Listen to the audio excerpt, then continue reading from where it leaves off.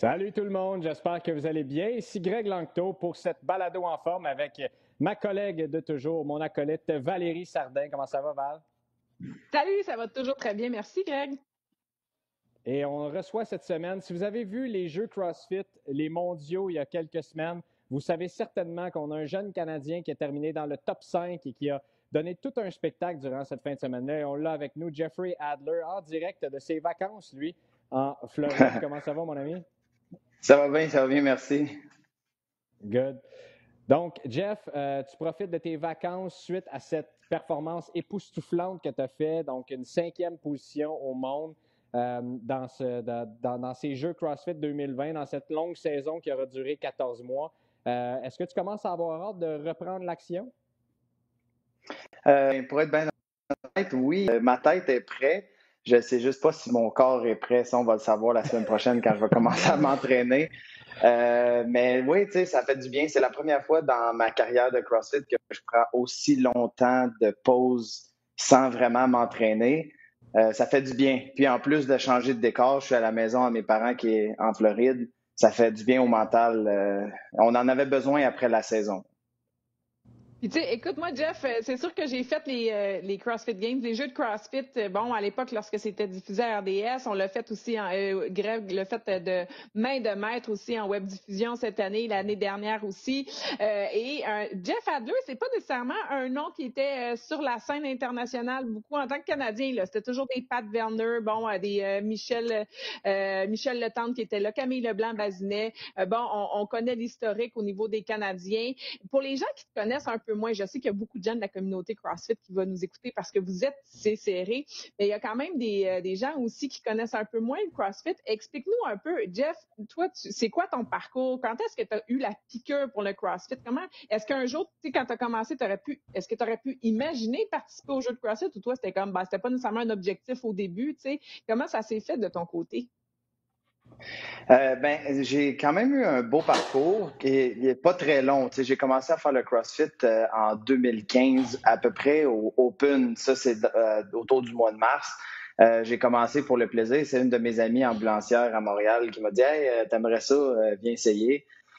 J'ai commencé 2, 3 fois par semaine. C'était juste de l'entraînement normal. Puis c'est quand j'ai rencontré Caroline quelques mois après avoir commencé que là, ça s'est transformé en quelque chose d'un peu plus sérieux, mais ça vient pas en quelques mois l'idée de Hey, moi je veux essayer d'aller au top niveau dans le monde du CrossFit, mais disons autour de 2016 à 2017, l'objectif, c'était de faire les régionaux qui n'existent plus malheureusement, mais ça, c'était comme la deuxième étape de qualification.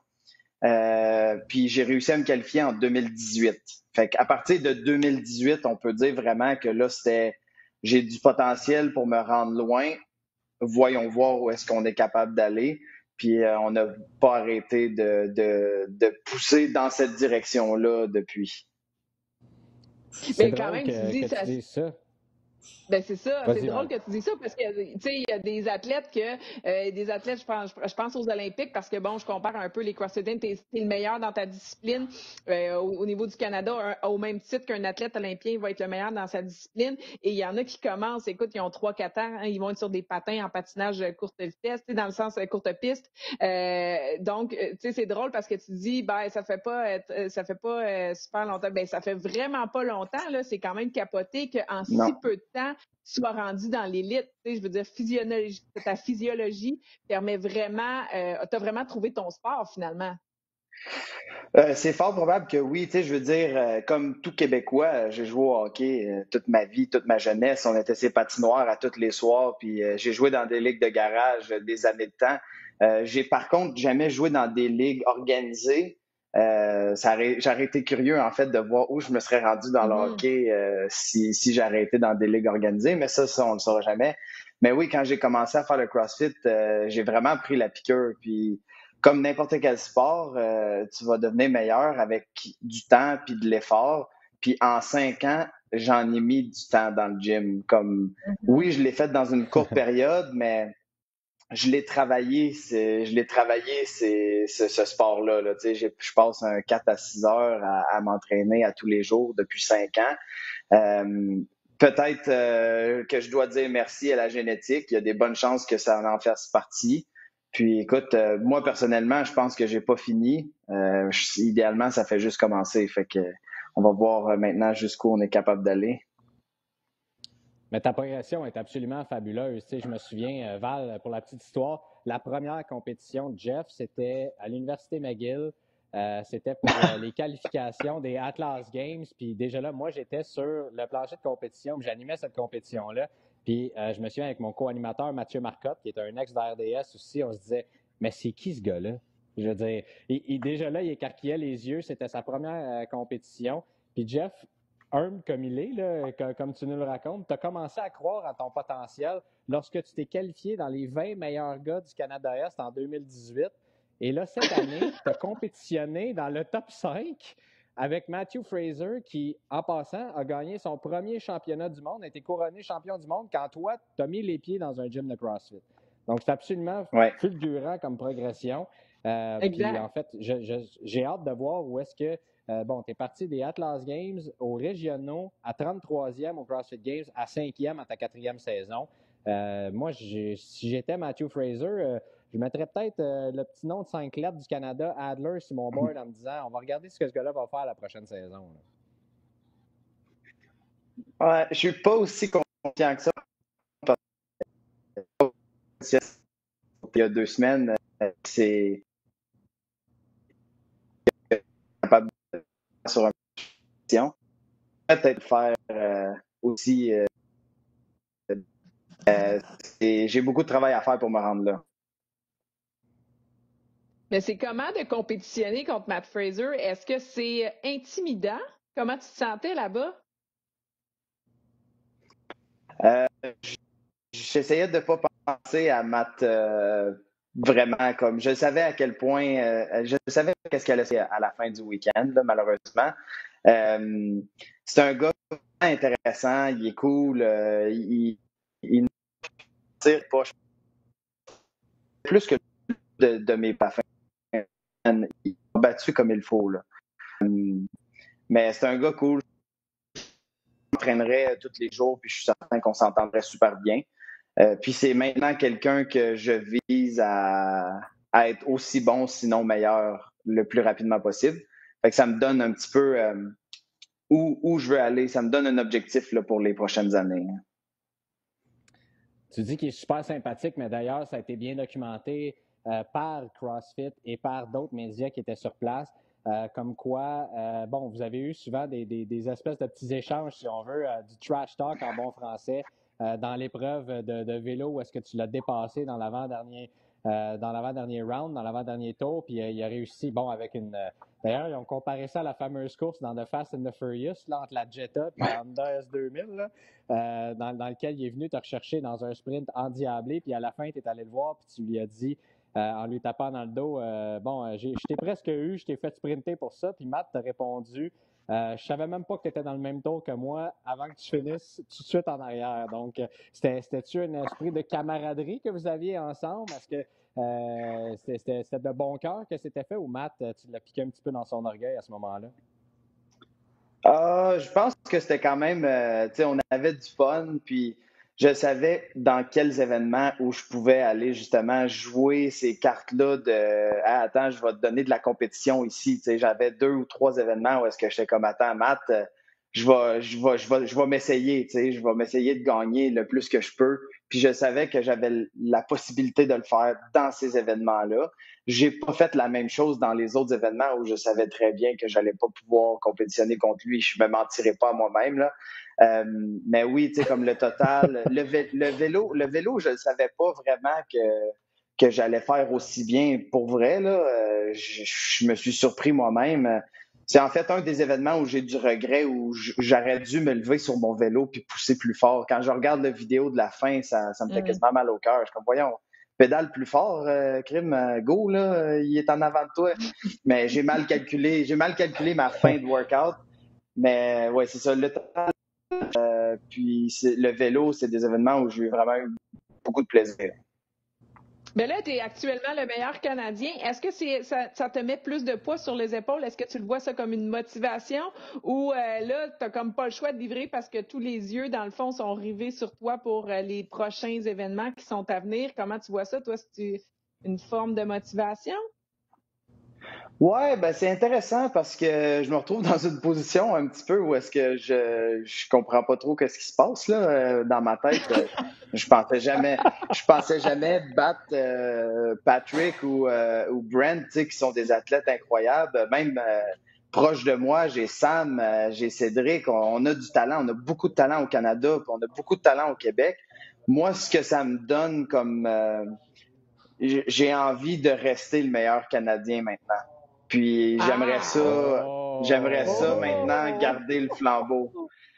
Puis là, je dis ça, puis c'est pas une tâche qui va être facile parce que, comme je disais, on a énormément de talent au Canada. Je suis pas déçu que quelqu'un me batte au Canada l'année prochaine parce que je sais très bien que pour me rendre à ce niveau-là, tu as mis le travail pour le faire. Puis si tu as mis le travail pour le Mhm. faire, je vais respecter ça. Puis si tu me bats, ben tu me bats.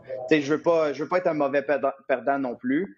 Euh, mais tu sais, c'est quand même c'est flatteur d'être le meilleur au Canada. Je peux maintenant dire ça jusqu'au prochain Open, fait que jusqu'au mois de février où est-ce que je peux dire ça.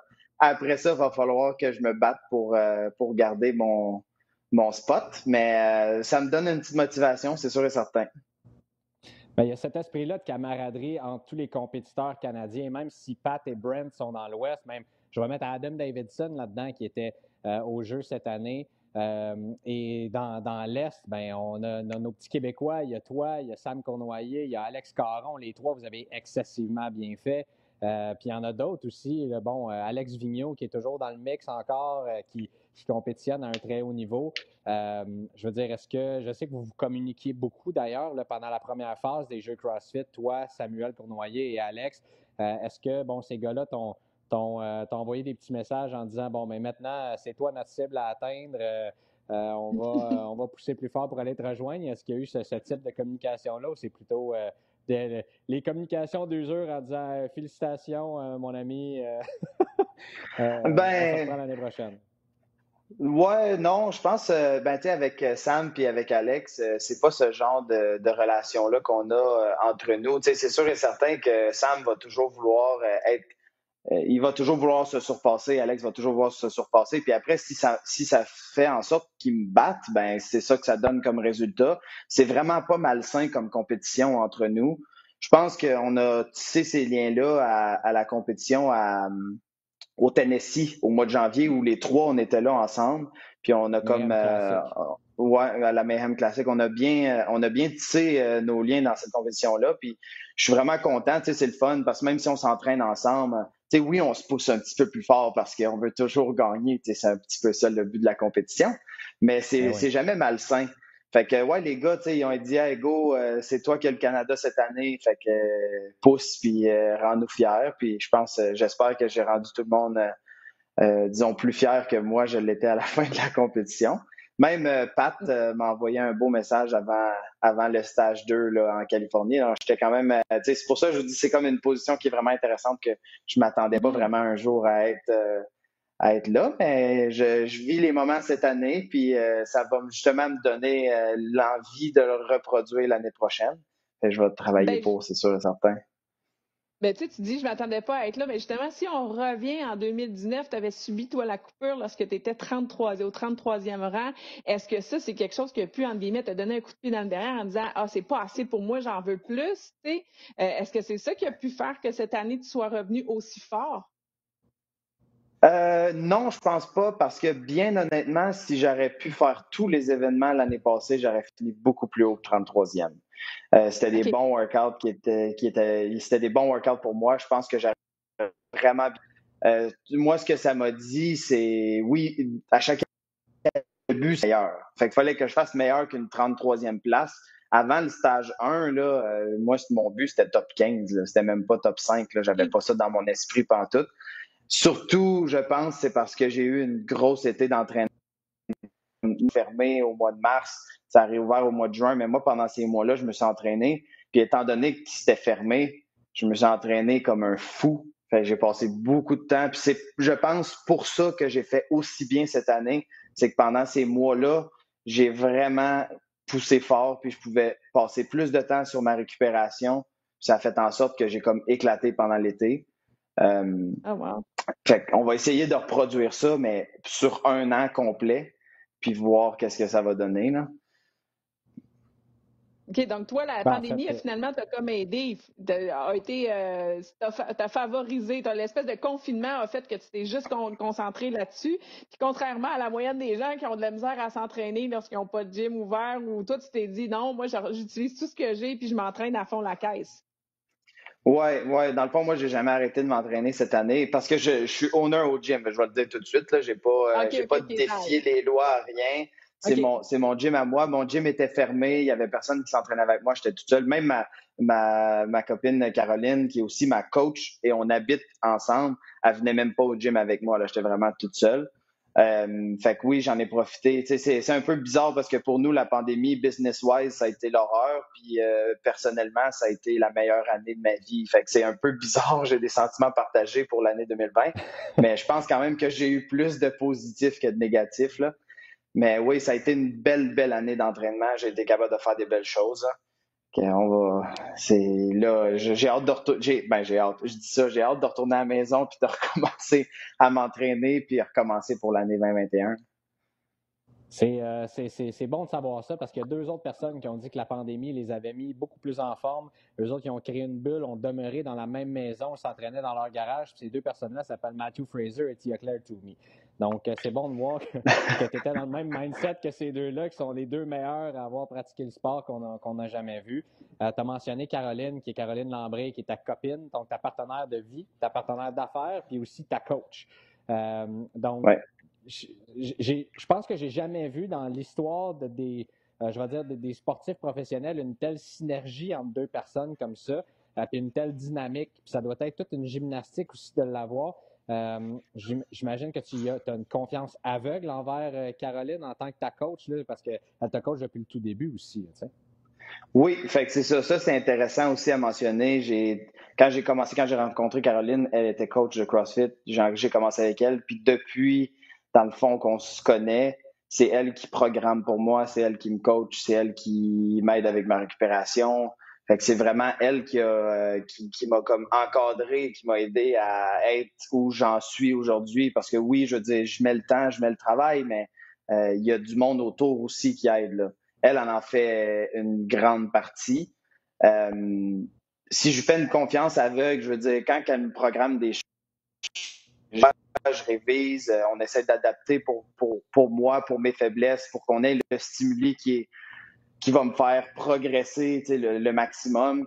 Caroline, elle a tendance à faire à écrire des choses que je regarde, je suis comme oh my god, parce que je suis pas capable de faire ça, là, c'est impossible, ça rentre pas. Tu sais, les temps demandés sont juste ridicules. Puis elle me dit ben si tu veux gagner, si tu veux être le meilleur, faut que tu le rentres dans ce temps-là. Là, je suis comme ouf. OK, tu sais, bon, ben, je m'essaye. Des fois, ça marche, des fois, ça marche pas, mais ça nous fait apprendre. Tu sais, c'est comme ça qu'on apprend aussi en tant qu'athlète, puis aussi en tant que coach avec son athlète. Faut que tu testes. Si tu échoues le test, ben, si tu passes le test, ben, on passe à autre chose. Fait que c'est un petit peu ça. Mais nous, notre relation, ça a toujours été ça a été super facile tout le temps. Parce qu'on est capable de faire comme de bien séparer qu'est-ce qui est coach, qu'est-ce qui est relation personnelle, puis mettons business. T'sais, quand on parle de la business, on fait la business, mais quand on est à la maison, c'est moi puis Caroline personnelle. Quand on est au gym, ben là, c'est coach athlète qui est un peu la relation qui est un peu plus pas difficile. Je veux C'est pas dire toujours la plus difficile, difficile. mais oui, c'est ça. C'est différent. Différent, c'est ça OK. comme ça. Mais Mais ça. est-ce que vous avez déjà abordé le sujet des projets futurs dans ta carrière pour l'année prochaine? Ben, ce qui est intéressant avec moi et Caroline, c'est qu'on n'a pas besoin d'en parler. On le sait déjà qu'est-ce qu'on veut, puis on sait déjà qu'est-ce qu'il faut faire pour y arriver. OK. Maintenant, cette année, je pense, étant donné 2020 qu'on a eu une belle année, on va être capable de se concentrer un petit peu plus sur mon entraînement puis laisser les autres choses de côté. Puis je pense que c'est ça que moi et elle, on veut faire, c'est je veux qu'elle soit plus présente pendant mes workouts parce que oui, c'est surtout elle qui gère le gym. Pour être bien franc, c'est pas mal elle qui fait tout. Là. Moi, je fais pas grand-chose. Là. Fait qu'elle veut essayer de déléguer des tâches comme à nos coachs, puis passer plus de temps avec moi, puis de voir, tu sais, justement, on parlait de Matt et Tia tantôt. Ils ont Shane Orr comme coach qui, lui, fait simplement les regarder, voir qu'est-ce qu'ils sont capables de faire, programmer pour eux autres, puis c'est tout ce qu'il fait. Puis c'est les 2 meilleurs au monde, puis ils sont même pas les meilleurs par 2 points, là, ils sont les meilleurs par le double de points. Ils nous plantent bien raide. Fait qu'on va essayer cette année justement qu'elle soit un peu plus là, que ça soit, tu sais, qu'on puisse prendre les workouts puis les adapter là au quart de tour pour moi, puis voir qu'est-ce que ça donne sur une année complète. Puis si ça donne que je fais mieux que 5e, ben on a trouvé qu'est-ce qu'il faut faire pour les prochaines 2, 3, 4 ans, 5 ans, on sait pas combien de temps là, mais ce que je trouve absolument fabuleux dans votre relation, puis une relation coach-athlète, en fait, dans le CrossFit, qui est le sport que je connais le plus, c'est toujours, je veux dire, il y a toujours un petit peu je vais dire en bon français, d'obstinage là, entre l'athlète et le coach. Si tu parles, on a reçu Patrick Vellner ici qui disait qu'il obstinait beaucoup Michel quand il envoie des trucs, puis Michel, quand tu lui parles de Pat, des fois, elle roule des yeux, mais ils s'adorent les deux, on le sait, c'est une super belle relation, gagnant-gagnant. Puis de voir que les deux, vous êtes sur la même page, puis que vous voulez vous en aller. Puis là, une fois que tu as terminé 5e, c'est pas on se tape dans les mains, puis on a eu une belle année, puis c'était au-delà de nos attentes. C'est de dire non, attends une minute, je pense qu'on a un potentiel ici de terminer sur des plus hautes marches pour les prochaines années, puis on va se donner le moyen de nos ambitions, puis ben, qu'est-ce qu'on fait pour faire ça? On regarde ce que les meilleurs font. Puis Shane, qui est absolument fabuleux, moi, c'est un des hommes que je respecte le plus dans le monde actuellement. Là, je veux dire, pour avoir eu la chance de le rencontrer quelques fois puis de lui parler, un gars qui est aussi humble que toi, puis qui a du succès avec ses athlètes comme ça. Donc, de voir que vous allez vous rattacher à ça, puis que vous continuez de croire, toi et elle, dans le potentiel, puis que vous voulez vous en aller pour vous battre pour un championnat du monde, parce qu'à la fin de la journée, il faut y croire, puis il faut mettre les efforts pour le faire également. Là. Oui. Ça, c'est sûr et certain. Puis, tu sais, c'est le fun avec Caroline. Ben, tu sais, la relation entre un coach puis un athlète, c'est tout le temps, ben, c'est facile pour un coach de marquer, fais-moi ça, puis je veux que tu le fasses en tant de temps. Puis là, après ça, l'athlète, il le reçoit, puis il est comme, ouais, mais attends, là, ça fait mal, puis c'est dur de faire ça. Mais si, tu sais, moi, je suis au courant qu'il faut que je fasse ça si je veux être meilleur. Si je veux gagner, je le sais. Fait que moi, ma job, dans ma tête, c'est, OK, oui, ça va être dur. Puis ça va être dur aussi aux Games, puis ça va être dur aussi de devoir finir tout le temps 5e à côté de Matt Fraser. Fait que ce workout-là, ferme tes yeux, fais-toi mal un peu, ça dure 5-10 minutes, puis après ça, tu prendras un break. T'sais, moi, c'est ce mindset-là, personnellement, que je veux avoir. Puis Caroline, elle, sa job, c'est s'assurer que les workouts que je fais, l'entraînement que je fais, ça soit pas 10 ans, pas tout le temps, disons, on va dire ça, là, mais que ça soit bien comme, tu sais, on a appris pendant les games, c'est où je suis plus faible, puis on va travailler là-dessus au maximum, là. On a appris aussi où j'étais fort. C'est aussi de programmer autour de ça, vraiment d'être plus précis avec ce que moi j'ai de besoin. Puis moi, ben, j'ai pas le choix de le faire. Okay. C'est un peu. Nous, c'est fort au CrossFit Games, ça c'est sûr et certain. On l'a vu pas mal dans le CrossFit total. Mais là, j'ai une question, puis là, je suis certain que Val s'en allait à la même place que moi. Dans nos 2 dernières éditions, on a cette balado en forme, Jeff. On a reçu Hugo Hull qui a complété le Tour de France. On a reçu Patrick Côté, qui était un combattant en arts martiaux mixtes. Puis les deux nous ont dit qu'à chaque fois qu'ils avaient terminé leur combat, Patrick nous a dit faire des combats, ça fait pas mal. Puis Hugo nous a dit que faire le Tour de France, ça faisait pas mal. Oui, il a dit Pat a dit quand tu es dans l'octogone, ça fait pas mal. C'est après là, que tu peux subir de la douleur, mais quand tu es dans l'octogone, t'as pas mal. Oui, toi, les CrossFit Games, t'as-tu eu mal? Ça fait-tu mal? Ça fait-tu mal? Je comprends la question. Bon, je vais être vraiment honnête. J'ai déjà été pire dans ma carrière. Par contre, j'étais vraiment raqué. Moi, je le sais, ce que j'ai eu le plus mal, là, c'était après la course. Là, je filais vraiment pas bien. Puis j'ai réussi à récupérer jusqu'au dimanche. j'étais mieux, j'étais plus en shape dimanche soir que vendredi soir. Mais ça fait-tu mal? Oui. Est-ce que c'est soutenable? Oui. Je suis pas mort, tu sais. C'est pas si pire. Comment tu gères la récupération? Parce qu'on le sait, les games, c'est plusieurs épreuves en peu de temps, souvent, bon, jusqu'à 3 épreuves par jour. Tu sais, c'est sûr qu'à l'entraînement, bon, à un moment donné, à un certain point dans ton entraînement, tu vas aller jusqu'à avoir cette masse-là, cette imposante demande d'endurance et de masse d'entraînement-là pour justement arriver aux games. Sauf que toi, au niveau de la récupération, c'est tellement rapide, là. Tu sais, c'est pas comme si tu as un 24 à 48 heures à récupérer avant de recommencer. Comment tu as trouvé ça? T'as-tu trouvé ça difficile? Tu me dis le vendredi soir, c'est là que je filais pas bien, j'étais pas bien, mais là, c'est presque le début, là, il te reste encore le samedi puis le dimanche. Comment tu as géré ça mentalement et physiquement? Ouais. Ben, dans le fond, c'est un petit peu comme dans l'octogone. Je comprends qu'est-ce qu'il voulait dire par dans l'octogone, ça fait pas mal. Pendant ma journée, ça fait pas mal. C'est le soir quand tu arrives à la chambre d'hôtel, comme oh, attends un peu, je file pas bien. Puis là, j'ai pas filé. Le soir de la course, j'ai pas filé bien pendant 3-4 heures de temps. Là. C'était pas drôle, là. Okay. J'étais pas bien. Là. Puis là, j'étais comme oh merde, faut que je recommence. Mais moi, la différence, c'est que moi, je retourne dans l'octogone le lendemain. Fait que tu sais, c'est un petit peu ça qui est tough. Mais tu sais, je veux dire, un coup réchauffé, un coup dans le vent, ça passe un peu, tu sais, comme ton corps est entraîné, il va je suis capable de le faire. Oh, ça coupe. Petit problème de connexion aussi. Mais en tout cas, pendant qu'on essaie de retrouver Jeff, pour ceux qui se demandent, c'est la fameuse course, c'était le Trail Run, qui est un parcours de 3000, donc à peu près 5 km. Et ouais, je suis en train d'expliquer c'était quoi la course parce que l'Internet a connu des petits ratés. C'était un parcours de 5 km dans les montagnes de Californie sur le ranch, dans lequel ça pouvait aller jusqu'à 1000 mètres de dénivelé. Ça, pour vous donner une idée, là, les gens qui nous écoutent, Dave Castro, à la fin de ce parcours-là, donc à la fin du 5 km, a dit à Matthew Fraser et Justin Medeiros, qui étaient les deux premiers athlètes, revirez de bord puis vous le refaites à l'envers. Donc, ceux qui se demandent, c'est quoi? C'est un 10 km dans les montagnes avec 1000 mètres de dénivelé. C'est comme faire l'acropole des draveurs au complet, aller-retour. Puis ça, c'est une épreuve. Donc, un 10 km avec 1000 mètres de dénivelé, là, c'est à peu près ça. Donc, l'acropole des draveurs ou le parc national des Grands Jardins, ça ressemble à peu près à ça. Il fallait faire à la course, aller-retour sous un soleil de plomb en Californie. Donc, ça, c'était la 5e et dernière épreuve de la journée. Ouais, vendredi, c'en était une pas pire. Mais là, est-ce que tu as eu peur? Est-ce que tu t'es dit, je ne serais pas capable d'arriver jusqu'à la fin du week-end à un certain point?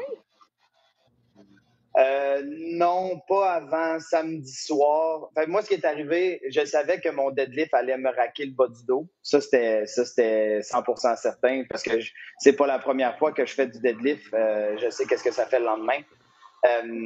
Puis après la course, j'avais vraiment les pieds. Fait que ça va être drôle comme histoire, mais mes pieds étaient maganés. Il y avait tellement de downhill, puis je pense que j'avais pas attaché mes souliers assez serrés. Je me suis brisé les pieds. Fait que c'est pas une excuse, mais rendu au dimanche, quand que je savais qu'il y avait le sprint de course qui s'en venait, puis la nage nu-pied sur le vélo, puis nu-pied sur le GHD, ça me tentait vraiment pas. J'avais les ongles d'orteil bleus, là, comme c'était aussi pire que ça, là. Fait que là, puis là, il annonçait de la course à chaque fois. Fait que là, samedi soir, il y avait de la course encore dans les montagnes. J'étais comme, oh non, je suis pas capable. Tu sais, comme j'avais pas envie de faire de la course encore. Fait que, tu sais, puis là, c'était de la course. Puis là, le dernier événement, 1 mile de course. J'étais comme, OK, ben là, moi, la course, non, je suis plus capable de faire ça, là. Fait que ça, j'ai trouvé ça dur. Est-ce que j'aurais performé mieux si j'aurais pas massacré mes pieds sur le loop? Je ne sais pas. Mais définitivement, c'était pire ça que tout mon corps qui faisait mal en même temps. C'est comme j'avais le bas du dos très tête, les hanches, les fesses, des lunges. Les lunges, là, ça m'a raqué les fesses beaucoup. Mais je pensais juste à mes pieds. C'était juste ça que j'avais en tête. Fait que c'est un petit peu malheureux. À le refaire, je vais être beaucoup mieux préparé. Je vais m'attacher les souliers vraiment serrés. Parce que là, je l'ai vécu une fois. Il faut courir avec non, mais l'année prochaine. c'est vraiment de la descente. Pour ceux qui ont regardé là, sur les vidéos, sur Internet, sur Instagram ou sur YouTube, il n'y a aucune façon de comparer ce que vous voyez à la TV puis ce que c'était vraiment. Même moi, tu sais, comme je regardais les vidéos avant les games, puis la première chose que j'ai fait en arrivant au ranch, j'ai regardé la montagne puis j'ai fait oh, OK, attends un petit peu là. C'est pas ce qu'il y avait ces photos, ça là, Ça là. Hey, rendait ça pas montait, justif. là, c'était quelque chose. Non, pas du tout. Fait que les downhill, là, c'était intense, là, puis ça descendait tellement, puis tellement longtemps qu'à un moment donné, tu te demandes si ta jambe va être capable de suivre, là, puis il te reste encore, mettons, un 100 mètres de descente à faire, là. Tu te poses des questions sur, OK, ben, est-ce que je ralentis un peu ou je vois qu'est-ce qui arrive en bas de la côte, tu sais, ça descendait pas à peu près, là. Fait que ça, c'est sûr, je vais être prête un peu mieux la prochaine fois. L'expérience, ça ne s'achète pas. Puis c'est ce que tu parles, pour résumer ça, c'est vraiment l'exécution dans différentes épreuves. T'sais. Puis c'est là, on parlait de Shane Hoare tantôt, de Tia, de Matt, comment il performe, c'est l'exécution, de dire est-ce que j'attache mes souliers plus serrés parce que je les connais, ces montagnes-là, parce qu'ils avaient déjà couru là-dedans. Et c'est ça qu'ils font tellement bien. Puis qu'on en a déjà parlé ensemble, mais dans l'épreuve de vélo, bon, tu as dépassé Matt parce que toi, ça allait super bien ton épreuve. Puis je me souviens, tu m'avais dit que si tu ne l'avais peut-être pas dépassé, tu aurais pu gagner ce workout-là en le Ouais. dépassant dans le dernier round, finalement, et pas dans le 9e. Donc, ça, c'est des choses que tu as mis dans ton bagage cette année que tu vas pouvoir avoir l'année prochaine. Puis je pense que tu vas arriver là en étant un compétiteur beaucoup plus averti, beaucoup plus en forme aussi, parce qu'à chaque année, tu augmentes ton fitness, là, ça c'est sûr, mais également beaucoup plus avisé. Puis ça, c'est des choses que tu ne peux pas prévoir avant. Là. Non, non, c'est impossible. Puis, tu sais, c'est ça qui est intéressant aussi de voir des athlètes plus expérimentés, c'est qu'ils sont capables de faire l'événement, puis aussi d'avoir une idée de ce qui se passe autour de eux. Puis ça, c'est un gros avantage. Quand, tu sais, comme j'étais vraiment nerveux aux games avant chaque événement, là, j'avais le rythme cardiaque au fond, puis je faisais juste penser à, tu sais, comme l'exemple du vélo, bien tourner mon vélo, que bien breaker au bon moment, bien le placer avant de revenir de la corde. Tu sais, c'est toutes des choses auxquelles moi je pense que peut-être Matt ou peu importe le conduit expérimenté a besoin de moins penser. Puis tu peux voir, ah, OK, lui, il est un petit peu en avant, il a de l'air à ralentir, je vais garder ça, puis je vais essayer de le rattraper sur le prochain round. Ah, tu sais, comme moi, je me suis rendu compte que j'avais dépassé Matt, je l'avais déjà dépassé, puis j'étais comme, oh, attends, je suis premier, là, puis il me reste un round. Ça. Puis je le savais qu'il fallait que je sprint le 10e round. J'avais pas le choix pour gagner. Mais c'est des choses que t'as pas le choix d'apprendre sur le coup. Mm-hmm. Puis oui, si jamais ça revient un événement dans ce genre-là, je vais être mentalement un peu plus alerte de ce qui se passe autour de moi. Puis je vais avoir à moins penser à, mettons, à pédaler sur mon vélo, tu sais. C'est un petit peu ça, En tout là. cas, je suis convaincue que tu vas avoir appris de cette expérience-là, comme tu le dis, puis que justement, c'est comme si ta perception des choses va avoir changé. Et Matt Fraser, qui est plus âgé que toi, ben dans le fond, t'ouvre la porte aussi, là, dans le sens que oui, il est très fort, puis ça n'enlève pas que malgré son âge, mais à un moment donné, le corps va ralentir de son côté, tandis que Ouais. toi, tu es beaucoup plus jeune. Fait que ça, c'est le grand avantage que tu as. Et en plus que tu commences à bien apprécier le fait d'être le meilleur Canadien, ben, c'est certain que si tu as la motivation pour le faire, moi, je pense que c'est tout en ton honneur, puis que toute cette expérience-là, dans le fond, va te servir un jour ou l'autre. Et je te souhaite vraiment que tu demeures encore pour longtemps champion canadien et même possiblement champion du monde, là, parce que c'est de l'expérience comme ça. C'est vraiment un bagage d'expérience qui va faire en sorte que c'est le travail, le temps que tu as mis là-dedans, le bagage d'expérience. Bon, des fois, c'est des circonstances aussi, des bonnes conditions qui font en sorte que c'est un melting pot, mais vraiment, je te le souhaite en tout cas. Ouais, merci. Moi, je me le souhaite à moi aussi. Puis, d'y arriver, c'est entre mes mains. C'est moi qui dois mettre le travail. Puis là, après des belles vacances, je pense que je suis prêt mentalement et physiquement à retourner au travail. Hein. Pour ceux qui ne nous regardent pas en vidéo, vous avez manqué le sourire de Jeff pendant que Val disait ces beaux compliments-là. Puis j'ai une petite histoire à te conter, Val, puis à nos auditeurs aussi. Quand Jeffrey a appris qu'il se qualifiait pour le top 5, justement, le Final 5 qui s'en allait en Californie, j'ai eu une discussion avec Jeff 20 minutes avant, je pense, qu'il l'apprenne. Puis il me disait j'ai fait des erreurs coûteuses, il va falloir que je travaille fort l'année prochaine. J'y ai cru que je pouvais le faire, le top 5, mais finalement, ces petites erreurs-là auront fait que malheureusement, je n'irai pas. Puis je l'ai tout écrit dans l'article sur RDS, qui d'ailleurs a été repartagé par les CrossFit Games. C'était super cool. Mais j'ai écrit, bon, mais malheureusement, on n'aura pas de Canadiens qui s'en vont là. Puis il commence à dévoiler les résultats. Et là, tu voyais la jambe droite de Jeff qui commence à shaker en dessous du banc, là, tu sais, quand tu fais aller ton pied comme ça. Et là, tu voyais... Bref, c'est ça pour dire qu'on annonce que Jeffrey s'en va en Californie. C'est l'extase, tout le monde. Caroline pleure. Jeff... j'ai encore une photo de Jeffrey dans mon téléphone que malheureusement, j'ai pas, qu'on peut pas mettre en visuel, mais il réalise pas du tout qu'est-ce qui se passe, là. Il est pas capable de sourire, puis absolument rien. Puis une demi-heure après, il réussit à venir s'asseoir avec moi, puis avec Benjamin Hébert, qui était son juge pour la phase 1. Puis il nous a dit une phrase qui, moi, m'a marqué, puis va toujours me marquer. Puis j'espère que je vais être capable de compter cette anecdote-là pour toutes les prochaines années aux gens qui vont me parler de Jeffrey Adler. Il dit, les gars, je suis rendu là. Puis je suis tellement content de me qualifier pour le top 5 puis de m'en aller là-bas. Mais je suis surtout très content de faire vivre ça aux gens qui sont autour de moi et qui m'ont aidé à m'amener là-bas. Ça, pour moi, ça parle tellement fort de la personnalité de ce gars-là, puis de toute l'humilité que ça prend pour se rendre où est-ce qu'on est, où est-ce qu'il est rendu. Puis Jeff, je vais toujours pousser dans ta direction, ça c'est sûr et certain. Puis je pense que tu as les excellents outils pour continuer puis aller chercher justement peut-être ces podiums-là et éventuellement un championnat du monde. Ouais. Merci beaucoup. C'est très, très flatteur, mais c'est vrai que c'est des opportunités qui sont vraiment et c'est pas beaucoup de gens qui vivent ça. Puis c'est le fun de pouvoir le partager avec les gens qui sont proches de moi. Tu sais, je veux dire, moi, j'ai eu du fun à aller en Californie. Puis si j'aurais pu emmener tout mon monde avec moi, je l'aurais fait. Mais oui, le stage 1, ça, au gym, là, ça, j'ai adoré ce week-end-là. C'était vraiment plaisant. Ben, c'est important la reconnaissance parce que justement, dans la vie, en tout cas, j'ai pour mon dire qu'on réussit toujours mieux en équipe que seul, dans le sens où même si tu es un athlète individuel dans ton sport, il y a toute une équipe autour de toi.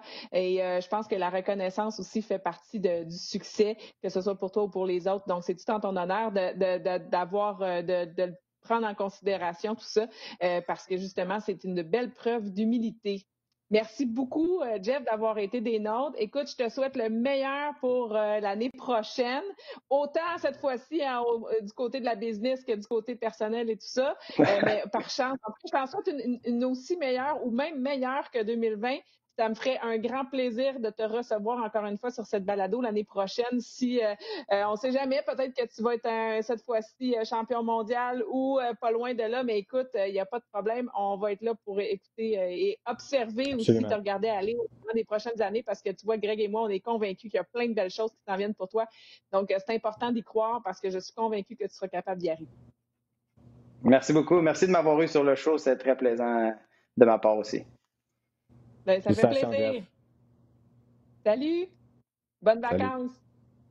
Merci. Ciao. Salut.